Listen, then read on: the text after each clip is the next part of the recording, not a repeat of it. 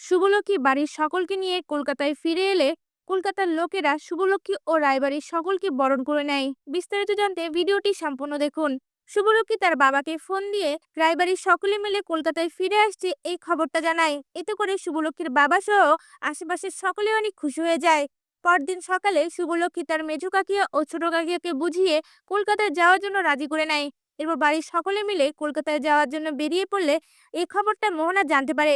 মোহনা তার ভাই আকাশ সেনের সামনে দাঁড়িয়ে বলে ওঠে, আয়ান ছাড়া আমার জীবনে কোনো মূল্য নেই। আমি আয়ানের জীবন থেকে শুভলক্ষ্মীকে সরিয়ে আমি তার জীবনে জায়গা করে নেব, এটা আমি কথা দিলাম। তখনই আকাশ সেন তাকে থামানোর চেষ্টা করে, কিন্তু মোহনা কোনো কথাই শুনে না। মোহনা বলে ওঠে, আমি আজই কলকাতায় ফিরবো। আকাশ সেন এটাতে রাজি না হলে মোহনা নিজেকে শেষ করে দেওয়ার ভয় দেখায় আকাশ সেনকে। তখন আকাশ সেনও মোহনার জন্য টিকিট কাটে। অন্যদিকে দেখা যায় রায়বাড়ির সকলকে নিয়ে শুভলক্ষ্মী কলকাতায় ফিরে যায়। সেখানে শুভলক্ষ্মীর বাবা তাদের জন্য খুব আয়োজন করে রাখে। তখনই গ্রামের কেউ একজন শুভলক্ষ্মীর কাছে গিয়ে বলে ওঠে, এবার কতদিনের জন্য এলি? শুভলক্ষ্মীর সঙ্গে সঙ্গে সকলকে উত্তর দিয়ে বলে ওঠে, আমরা এখন থেকে কলকাতায় থাকবো। এই নদিয়া আমাদের মাতৃভূমি। নদিয়াতে আমরা নতুন করে বিজনেস শুরু করব। এই কথা শুনে গ্রামের লোকেরা অবাক হয়ে যায়।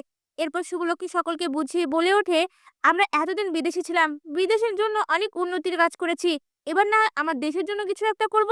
এই কথা শুনে গ্রামের মানুষরা অনেক খুশি হয়ে যায়। এরপর দেখা যায় শুভলক্ষ্মী সহ রায়বাড়ির সকলকে গ্রামের লোকেরা বরণ করে নেয়। অন্যদিকে মোহনাও কলকাতায় ফিরে আসে। এয়ারপোর্ট থেকে বেরিয়ে একা একাই বলতে থাকে, শুভলক্ষ্মী, এবার তোমার জীবনকে আমি কিভাবে নরক বানিয়ে দিই দেখো।